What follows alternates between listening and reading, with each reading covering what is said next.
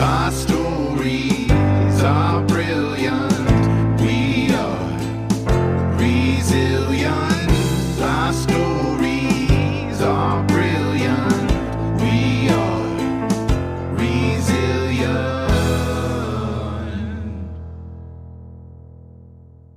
Welcome to Resilient with Jen Chambers. This is the podcast where we explore how to embrace our strength, how we face life's challenges, and how we build resilience. Each episode, we tackle different ways to find courage, how to deal with setbacks, and how we live life on our own terms.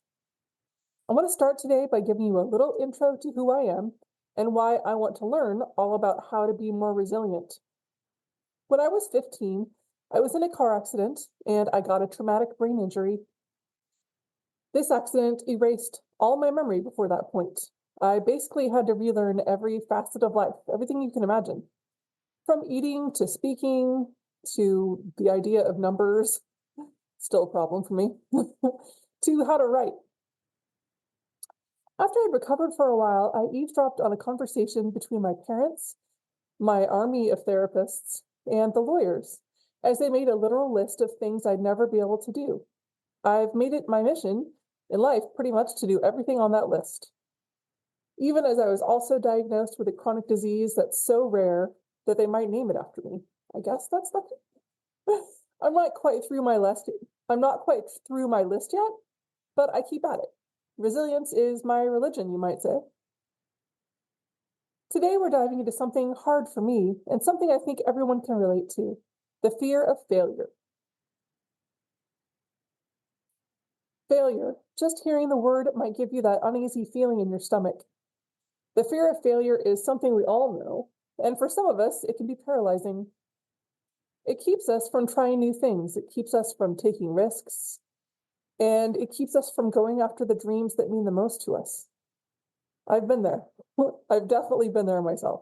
I'll share a little bit about that in a moment, but today's episode is all about understanding this fear so we can learn strategies to overcome it and getting practical steps that you can apply right away. By the end of this episode, I hope that you feel a little bit braver and more ready to take a first step towards something that you've been putting off because of fear. Let's get started. Let's start by breaking down exactly what the fear of failure is. At its core, the fear of failure is simply the anxiety or the worry that we feel about not meeting expectations, either our own expectations or those of others. It's the thought that we might fall short. It's the thought we might disappoint ourselves or maybe be judged by people around us. And this fear can run deep. It's often rooted in past experiences, right? Certainly for me. Societal expectations are a big one, or even our own perfectionism. And I think I'm definitely guilty of that one. I remember one time early in my writing career, I had an incredible opportunity. I could take on a major project that could have opened tons of doors for me. I went to my first big writing conference in Maui, and I felt so important and so outwardly confident. But inside, I was a mess. I actually got the attention of a pretty big-time writing agent. This was almost unheard of for me. I was just some brain injured girl from some podunk town who wanted more than anything else to write stories. My cat's purring, so if you hear a rumbling sound, it's my cat. But I was so afraid of failing that I turned down the agent. So I got the agent, and then after the conference, I just never followed through. I never sent my manuscript. I was paralyzed, absolutely paralyzed with fear. I thought that it was a mistake that she'd said yes. I told myself, what if I can't do it right? What if I mess it up? They're going to think I'm not capable. But in reality, it wasn't so much about the project itself, but the fear of facing failure and how it might change how I saw myself. If you've ever felt like this kind of failure feeling, you're not alone. The fear of failure is, of course, a natural human experience. I mean, we're wired to seek safety and avoid risks. Safety is great. It's the known. But sometimes there's a natural tendency to play it safe. And that can hold us back from achieving amazing things. I sure wish that I'd followed through back then, but I think looking back, it was a necessary part of my journey. Okay, now let's think about strategies to overcome the fear of failure. What can we do about this fear? Let's talk about strategies that can help us take control and reframe failure, quote unquote, in a healthier way. The first one is reframing failure as a learning opportunity. It's powerful, but it's irritating because it feels like one of those old hacks that people always say. But instead of seeing failure as a dead end, really try looking at it as a stepping stone. As hard it is to think about, each failure teaches you something. It brings you lessons that help you grow. If you look at the lives of successful people, think about artists, inventors, entrepreneurs, you'll find a trail of failures that led them to success. Did you know that Thomas Edison famously said, "I have not failed, I've just found 10,000 ways that won't work"? I mean, it's true. My family are huge sports fans, and if you're a sports fan, I'm sure you've heard the Michael Jordan quote. He says, "I've missed more than 9,000 shots in my career. I've lost almost 300 games. 26 times I've been trusted to take the game-winning shot and I missed. I failed over and over and over again in my life, and that's why I succeed." And he's like one of the best athletes ever. That perspective that you learn from it can change everything. Instead of only fearing the failure, start asking yourself what you can learn from the experience. And as much as I hated to admit it, after I stopped feeling the shame about not being able to continue with the agent that I had attracted and that wanted to represent me, I realized that I just wasn't ready. I needed to put in the work and I needed to try again. The second strategy you can use is setting realistic expectations. This is a tough one too. One reason we fear the failure is that we set the bar impossibly high. We don't want to be perfect all the time, but we want to be perfect when we try something new. We want to get it right on the first try and avoid any mistakes, which is funny because it's something you're learning. And real progress doesn't work that way. Try setting smaller and more achievable goals and breaking these tasks into smaller steps. That way, each step forward feels like an accomplishment, and then you don't fail as hard and it doesn't seem so overwhelming. Okay, so I had this honest to God list, like I said, of things that everyone thought that I'd never do. I just wouldn't let that be my story. I heard that and my heart sunk, and I decided right there that I wouldn't let that be what I was for the rest of my life. After I could write about it, I had to learn how to write, like I said. I wrote it all down in this little notebook that I carried around with me, and I called it my courage checklist. This notebook was great because when you can't remember things from brain injury, it's nice to be able to look at it. I started with the things on the list that I had to do, of course, things that I needed a lot of help with, but, walking, reading, learning how to do school again. A big one for me was navigation, because where my brain was damaged, I just was lacking that completely. I can remember one of my first real memories of being in the hospital was trying to find my way in my wheelchair from the hallway near the hospital elevator back to my room. I mean, just the hallway to my room. It took a lot of tries, I can tell you. It wasn't realistic for me to think even then that I'd be able to get what I really wanted, which was to walk on my 2 feet and get out of the hospital. But even I knew back then that I had to start. I had to make the choice to start, or I'd never, ever get there. At first, I couldn't find my way out of a paper bag, but eventually I was able to use the help that was available, as hard as it was, and use the tools that were there for me, and I got better at it. First the hallway, then the hospital floor, then the elevator downstairs, etc. It worked, but it took a while. I just had to keep going. The third idea is embracing the possibility of failure as part of success. If you shift your mindset to see the failure as a normal part of the journey, it can actually free you.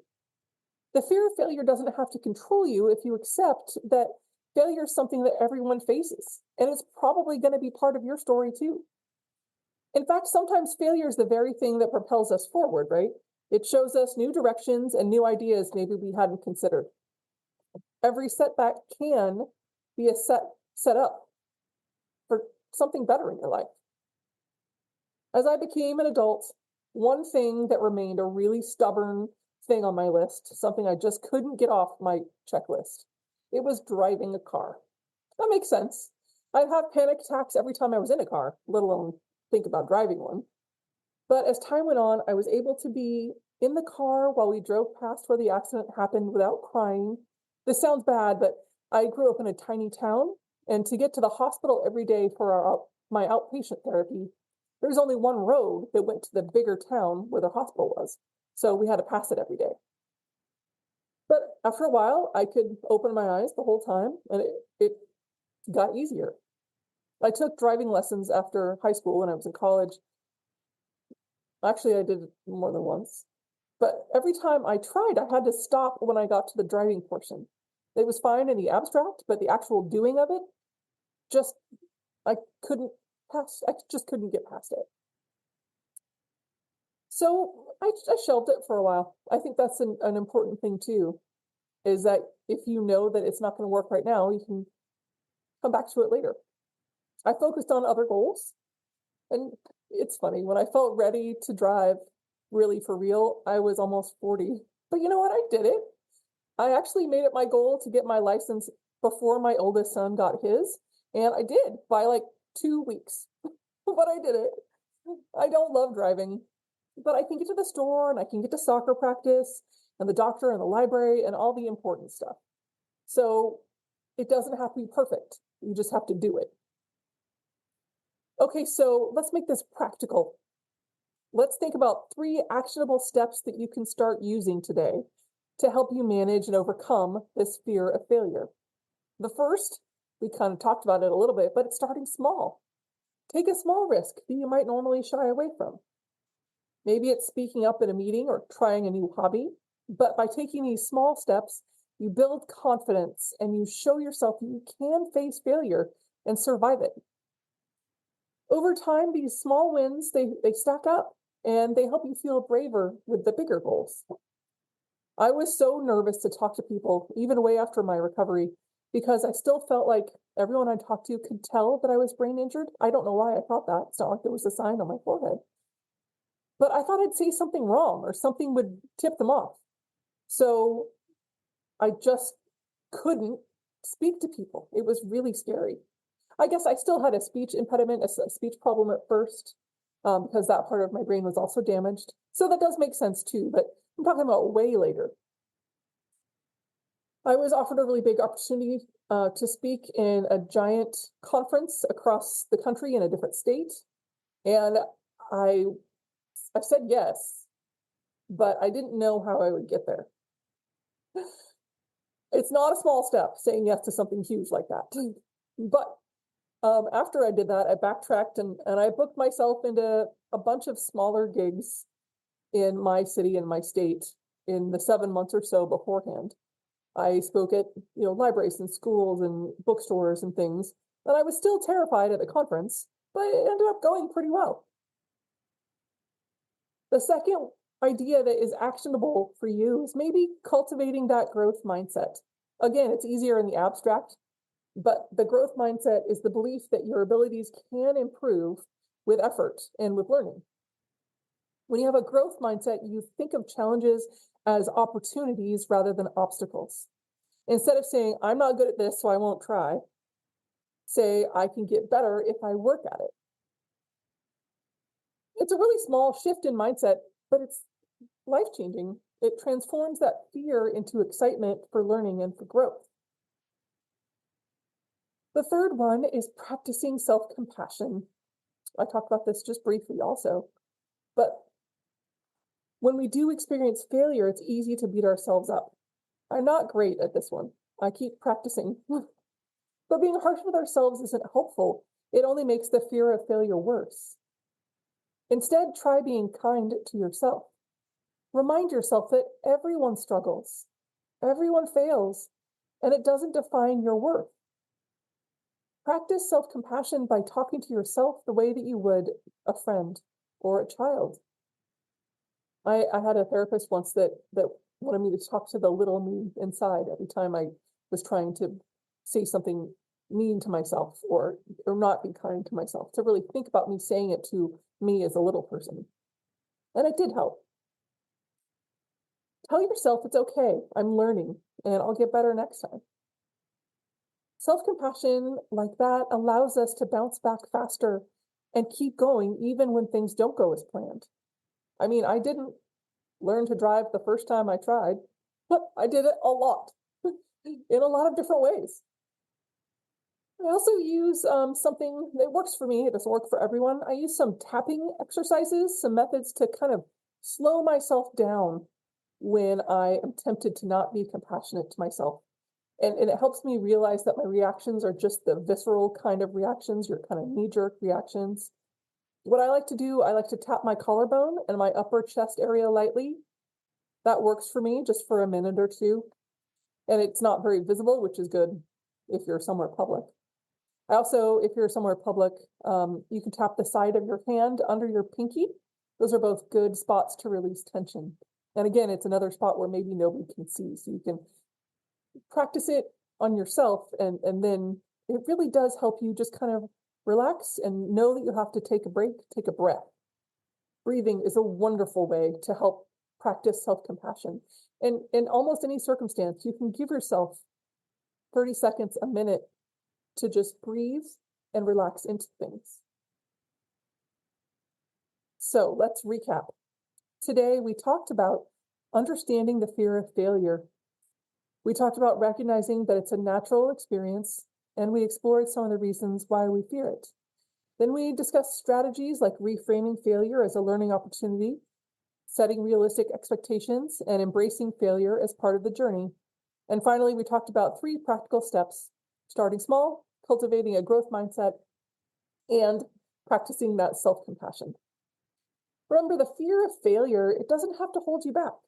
Courage is about never being afraid.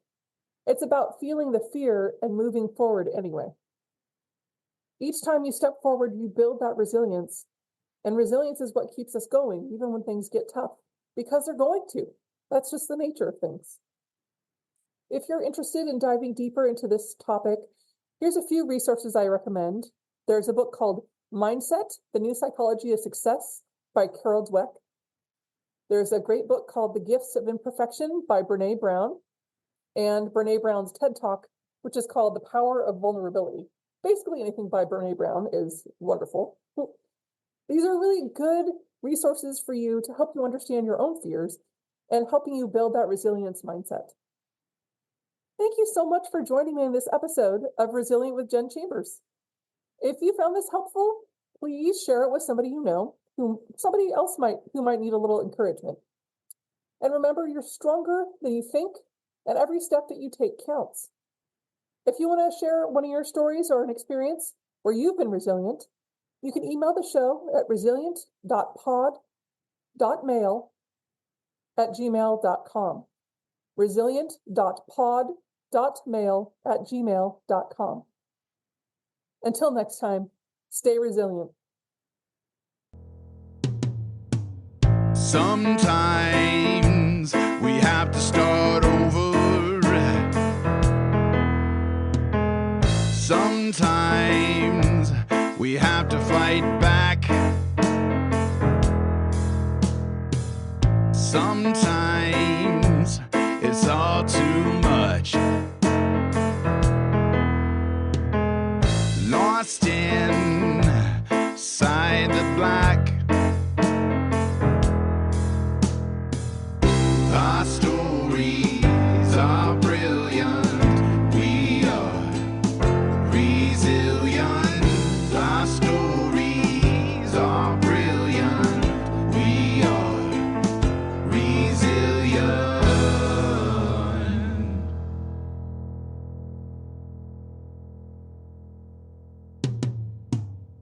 Sometimes